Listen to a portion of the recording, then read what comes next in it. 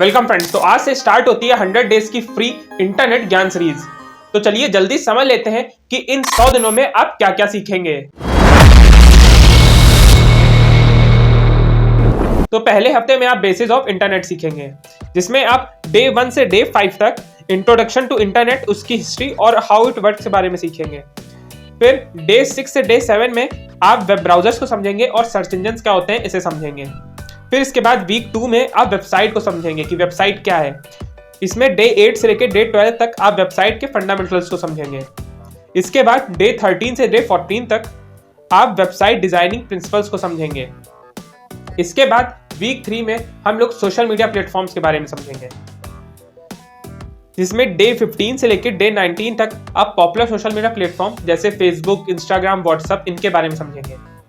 फिर इसके बाद डे 20 से डे 21 तक आप लोग इफेक्टिव टिप्स समझेंगे कि कैसे जो सोशल मीडिया मार्केटिंग है वो काम करती है। इसके बाद वीक 4 से आप लोग कंटेंट क्रिएशन समझेंगे, जिसमें डे 22 से डे 26 तक आप बेसिस ऑफ कंटेंट क्रिएशन समझेंगे। फिर इसके बाद डे 27 से डे 28 तक आप इंट्रोडक्शन समझेंगे कंटेंट शेड्यूलिंग और इसके साथ ही प्लानिंग टूल्स का।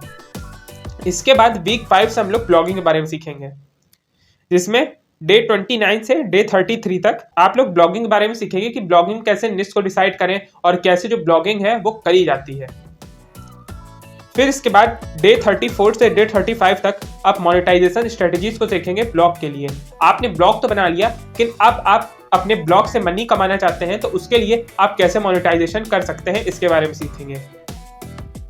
फिर इसके बाद वीक 6 में आप सर्च इंजन ऑप्टिमाइजेशन सीखेंगे। सर्च इंजन ऑप्टिमाइजेशन एक तरीका होता है जिससे आप वेबसाइट को रैंक करते हैं। जब सीखेंगे तब आपको इसके बारे में और ज्यादा पता चलेगा।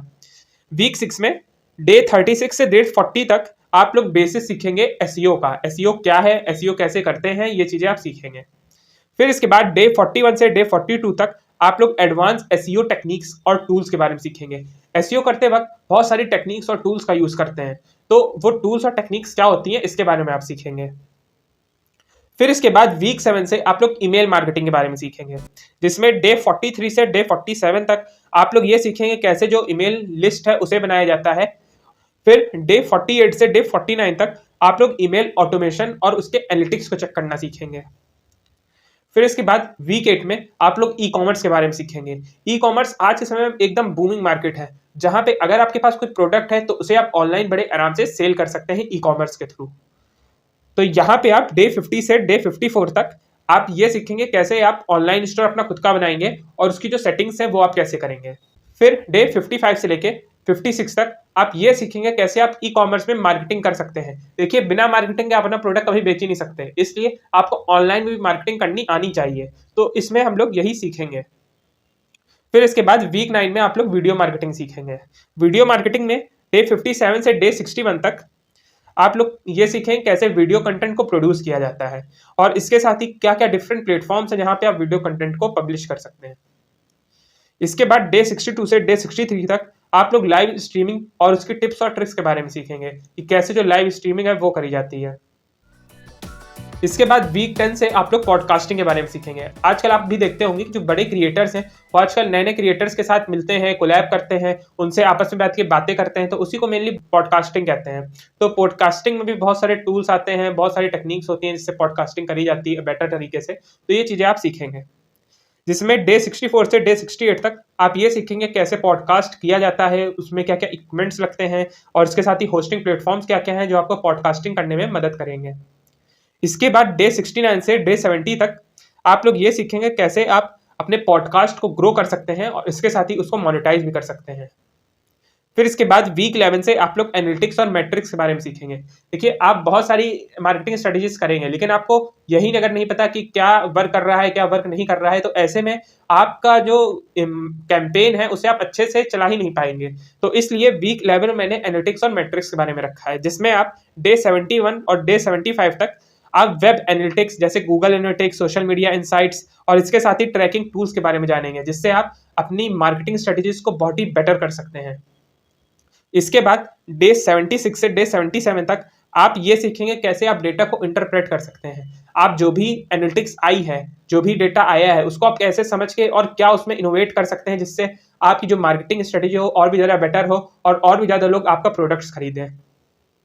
इसके बाद वीक 12 में आप लोग ऑनलाइन एडवर्टाइजिंग के बारे में सीखेंगे। आज के समय में ऑनलाइन एडवर्टाइजिंग बहुत ही ज़्यादा इंपॉर्टेंट है अगर आपका एकदम स्मॉल बिजनेस है और आप इसको बहुत ही ज़्यादा ग्रो करना चाहते हैं। तो डे 78 से डे 82 तक आप ओवरव्यू समझेंगे कि ऑनलाइन एडवर्टाइजिंग क्या होती है, जैसे Google ad, Facebook ads, Instagram ads, इनके बारे में सीखेंगे। और इसके साथ ही और भी बहुत सारे एड प्लेटफॉर्म्स होते हैं, उनके बारे में आप जानेंगे। फिर इसके बाद डे 83 से डे 84 तक आप इफेक्टिव एड कैंपेन्स बनाना सीखेंगे, कैसे आप इफेक्टिव एड कैंपेन्स बना सकते हैं और अपने वेबसाइट को बहुत ही ज़्यादा आगे बढ़ा सकते हैं, या जो भी आप प्रोडक्ट बेच रहे हैं उसको भी आप मार्केटिंग अच्छे से कर सकते हैं। फिर इसके बाद वीक 13 में आप ये समझेंगे कि और क्या क्या फ्यूचर ट्रेंड्स हैं जो इंटरनेट में आगे हो सकते हैं, जिसमें आप डे 85 से डे 89 तक जो इमर्जिंग ट्रेंड है डिजिटल मार्केटिंग, उसके बारे में सीखेंगे। फिर इसके बाद डे 90 से डे 91 तक आप ये सीखेंगे कैसे आप प्रेडिक्ट कर सकते हैं कि आगे इंटरनेट का और क्या फ्यूचर होगा और अपने ऑनलाइन बिजनेस को आप कैसे और ज़्यादा जो समय आ रहा है उसमें ग्रो कर सकते हैं। फिर इसके बाद वीक 14 में Q&A सेशन होगा, जिसमें आप हमसे क्वेश्चन पूछेंगे, मैं आपको उसका आंसर दूंगा, वो भी लाइव सेशन होगा, जिसमें डे 92 से 96 तक जो भी आज तक सीखा है उस सबका रिकैप मैं आपको दूंगा। फिर इसके बाद डे 97 और डे 98 में हम लोग लाइव Q&A सेशन को होस्ट करेंगे, जिसमें आप हमसे क्वेश्चन पूछेगा, मैं आपको लाइव उसका आंसर भी दूंगा। फिर इसके बाद वीक 15 में हम लोग बोनस कंटेंट कुछ देखेंगे। डे 99 और डे 100 में हम लोग ये सीखेंगे कि आप क्या क्या रिसोर्सेज को एक्यूमुलेट कर सकते हैं, जिससे आप और अच्छे से जो अपने एड्स हैं उसे चला सकें और अच्छे से ऑनलाइन एडवर्टाइजिंग कर सकें, या डिजिटल मार्केटिंग में अगर आप अपना करियर बनाना चाहते हैं तो आगे आप क्या क्या कर सकते हैं जिससे आपका करियर जो है डिजिटल मार्केटिंग में अच्छे से ग्रो हो पाए। तो ये सारी चीज़ें हम लोग इस पूरे कोर्स में सीखने वाले हैं। तो ये 100 डेज की सीरीज बहुत ही ज़्यादा बढ़िया होने वाली है, तो अभी से चैनल को फॉलो और सब्सक्राइब जरूर कर लें। और यही नहीं फ्रेंड्स, अगर आप जानना चाहते हैं कि हर दिन किस टॉपिक पे बात होने वाली है तो उसके लिए मैंने इसकी पूरी एक PDF बना के रखी है, जिसको डाउनलोड करने का लिंक आपको व्हाट्सअप चैनल पे मिल जाएगा। व्हाट्सअप चैनल को ज्वाइन करने का लिंक मैंने डिस्क्रिप्शन बॉक्स में दे रखा है, अब वहां जाके व्हाट्सअप चैनल को भी ज्वाइन कर लीजिए। तो चलिए फिर डे 1 को स्टार्ट करते हैं।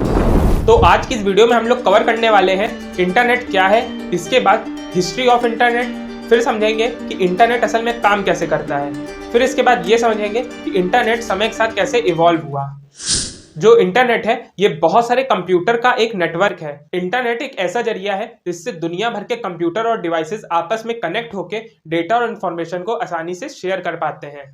आप जब भी इंटरनेट पे कुछ भी सर्च करते हैं तो इन्हीं इंटरकनेक्टेड नेटवर्क के थ्रू आप तक इंफॉर्मेशन पहुंचती है। अब इंटरनेट की वर्किंग को समझने से पहले ये समझ लेते हैं कि इंटरनेट आया कैसे, मतलब इंटरनेट की हिस्ट्री क्या है। तो इंटरनेट स्टार्ट हुआ लेट 1960s में। उस वक्त जो यूएस गवर्नमेंट थी और जो भी गवर्नमेंट ऑफिशियल्स थे सिर्फ वही इंटरनेट को यूज कर पाते थे। उस वक्त जो कंप्यूटर्स भी हुआ करते थे बहुत बड़े साइज के हुआ करते थे, मतलब पूरा कमरा सिर्फ कंप्यूटर से ही भरा होता था। उस वक्त सोवियत यूनियन ने स्पुतनिक सैटेलाइट को लॉन्च किया था, जिसके इंफॉर्मेशन को सेव करने के लिए उसने यूएस गवर्नमेंट से कहा था कि भाई कुछ ऐसा सिस्टम बनाओ जिससे इन इंफॉर्मेशन को सेव करके रखा जा सके। तो उस वक्त शुरुआत हुई ARPANET की। ARPANET की फुल फॉर्म है advance research project agency network. ARPANET form हुआ था 1969 में, और यही जो ARPANET है ये समय के साथ और ज़्यादा इवॉल्व हुआ, जिसे आज के समय में हम लोग इंटरनेट के नाम से जानते हैं। ARPANET उस वक्त की एक बहुत बड़ी सक्सेस थी, लेकिन इसकी जो मेंबरशिप थी ये कुछ ही लोगों तक सीमित थी। जो रिसर्चर्स थे सिर्फ वही ARPANET को यूज़ कर सकते थे। फिर 1990s से इंटरनेट जो है वो पब्लिक के लिए एक्सेसिबल हो गया, क्योंकि उस वक्त तक टिम बर्नर्स-ली ने WWW यानी वर्ल्ड वाइड वेब को लॉन्च कर दिया था। तो अब समझ लेते हैं कि असल में इंटरनेट जो है काम कैसे करता है। तो जैसा कि अब आप जान ही चुके हैं कि इंटरनेट क्या है, तो अब समझ लेते हैं कि इंटरनेट काम कैसे करता है। इंटरनेट असल में बहुत सारे केबल से जुड़कर बना हुआ एक नेटवर्क है, जो एक कंट्री को दूसरी कंट्री से, दूसरी कंट्री को तीसरी कंट्री से और ऐसे ही खूब सारी कंट्रीज को आपस में कनेक्ट करके रखता है। जो केबल्स यूज करी गई हैं इंटरनेट को आपस में एक दूसरी कंट्री से कनेक्ट करने के लिए, वो है optical fibre cable. Optical fibre cable light को यूज करती है डेटा को एक जगह से दूसरी जगह तक ट्रांसफर करने के लिए। अब क्योंकि ऑप्टिकल फाइबर केबल में लाइट का यूज किया जा रहा है और जो लाइट होती है उसकी इंटेंसिटी बहुत ज्यादा होती है, इसी वजह से जैसे ही आप कुछ भी गूगल पे या किसी और सर्च इंजन पे सर्च करते हैं तो तुरंत आपके पास जो इन्फॉर्मेशन है वो कुछ ही सेकंड्स में आ जाती है। जो ऑप्टिकल फाइबर केबल्स होती हैं ये सर्वर से कनेक्टेड होती हैं। सर्वर असल में एक सेंट्रलाइज लोकेशन है जहां पे दुनिया भर की इंफॉर्मेशन और डेटा एक ही जगह पे स्टोर रहता है, और ये 24/7 एक्सेसिबल होता है किसी को भी। लेकिन अब आपके मन में कन्फ्यूजन आ रही होगी कि सर्वर में अगर इतनी सारी इन्फॉर्मेशन पड़ी है तो हमको जो इन्फॉर्मेशन चाहिए वो हम तक कैसे पहुंचेगी। सर्वर से किसी भी इन्फॉर्मेशन को एक्सेस करने के लिए आपको एक वेबसाइट की जरूरत पड़ती है। वेबसाइट एक ऐसा तरीका होता है जो सर्वर से इन्फॉर्मेशन को एक्सेस करता है। तो अब आपके मन में एक सवाल आ रहा होगा कि भाई हमें कैसे पता चलेगा कि किस वेबसाइट पे क्या इन्फॉर्मेशन है। तो अब यहाँ पे एंट्री होती है सर्च इंजन की। सर्च इंजन एक ऐसा तरीका है जिससे आप किसी भी वेबसाइट को आसानी से पता लगा पाएंगे कि उस वेबसाइट में क्या इन्फॉर्मेशन है। जब भी आप सर्च इंजन में अपनी क्वेरी सर्च करते हैं तो तुरंत आपके पास बहुत सारी वेबसाइट्स आ जाती हैं उसी क्वेरी से रिलेटेड। तो इस तरह से जो सर्च इंजन है वो वेबसाइट को फाइंड करने में काम में आता है। सर्च इंजन बहुत तरह के होते हैं और जो मोस्ट पॉपुलर सर्च इंजन है आज के समय का वो है google.com। google.com के अलावा बहुत सारे सर्च इंजन हैं जैसे bing.com, yahoo.com, ये सारे बहुत सारे सर्च इंजन हैं। तो अब बात आती है कि आप इन सर्च इंजन को यूज कैसे करेंगे। तो यहाँ पे एंट्री होती है वेब ब्राउजर्स की। वेब ब्राउजर एक ऐसा जरिया है जिससे आप सर्च इंजन को एक्सेस कर सकते हैं। वेब ब्राउजर जैसे Google Chrome, Apple safari, opera, Microsoft explorer और इसी तरह बहुत सारे वेब ब्राउजर्स हैं। लेकिन इनमें भी जो सबसे पॉपुलर वेब ब्राउजर है वो है गूगल क्रोम। गूगल क्रोम आज के समय में बहुत ज़्यादा पॉपुलर वेब ब्राउजर है क्योंकि गूगल क्रोम लगभग सभी फोन्स में पाया जाता है। अब आप वेब ब्राउजर चाहे जो यूज़ करें, आपको जो सर्च इंजन यूज़ करना है उसे आप आसानी से यूज़ कर सकते हैं। ये कोई मतलब नहीं होता कि अगर आप गूगल क्रोम यूज़ कर रहे हैं तो आप सिर्फ google.com सर्च इंजन को यूज़ कर सकते हैं, ऐसा कुछ लिमिटेशन नहीं है। अगर आप गूगल क्रोम वेब ब्राउजर में जाके अगर आप bing.com में डालते हैं तो आप जो माइक्रोसॉफ्ट का सर्च इंजन है bing.com उस पर रिडायरेक्ट कर सकते हैं और वहाँ से भी अपनी क्वेरीज को सर्च कर सकते हैं। और इसी तरह सभी वेब ब्राउजर्स में होता है। इंटरनेट का इवोल्यूशन 3 स्टेजेस में डिवाइडेड है। पहली स्टेज है वेब 1.0, फिर आती है वेब 2.0, फिर आती है वेब 3.0। वेब 1.0 में मेनली आप रीड कर सकते थे क्योंकि वेब 1.0 में कंटेंट क्रिएटर्स कम थे लेकिन कंटेंट कंज्यूमर्स ज़्यादा थे। उस वक्त कंटेंट क्रिएटर्स कम होने का ये रीज़न था कि उस वक्त जो भी वेबसाइट बनती थी उनमें पहले से कोडिंग आपको आनी चाहिए, तभी आप वेबसाइट को क्रिएट कर सकते थे। फिर आता है वेब 2.0। वेब 2.0 में आप रीड और राइट दोनों कर सकते हैं। वेब 2.0 असल में सोशल मीडिया का समय है जहां पे सोशल मीडिया प्लेटफॉर्म्स जैसे यूट्यूब, इंस्टाग्राम, फेसबुक ये सारे आ चुके थे। फिर आता है वेब 3.0। वेब 3.0 जो है इसमें आप रीड, राइट और एग्जीक्यूट तीनों कर सकते हैं। इसमें आ जाती है ब्लॉकचेन टेक्नोलॉजी और इसके साथ ही AI और ML यानी आर्टिफिशियल इंटेलिजेंस और मशीन लर्निंग, जो आज के समय में एकदम ट्रेंडिंग चल रहा है क्योंकि आज का जो समय है ये वेब 3.0 है। जो वेब 1.0 था ये 1991 से 2004 तक चला। फिर इसके बाद वेब 2.0 आ गया था जहां पे सोशल मीडिया प्लेटफॉर्म्स आने लगे थे। जैसे 2005 में ही यूट्यूब लॉन्च हुआ, फिर उसके बाद फेसबुक हुआ, ऐसे बहुत सारे सोशल मीडिया प्लेटफॉर्म समय के हिसाब से होते रहे। तो इस वजह से जो वेब 2.0 था ये सोशल मीडिया का ज़्यादा अच्छा समय था।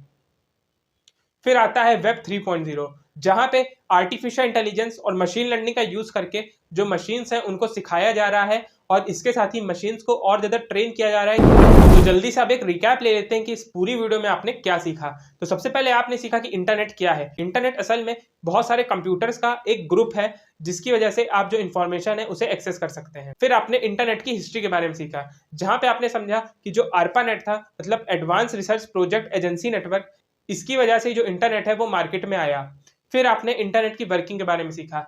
असल में पूरी दुनिया में ऑप्टिकल फाइबर केबल्स बिछे हुए हैं जो एक कंट्री को दूसरी कंट्री से ज्वाइन करते हैं और जिस वजह से हर कंट्री में इंटरनेट का एक्सेस पॉसिबल है।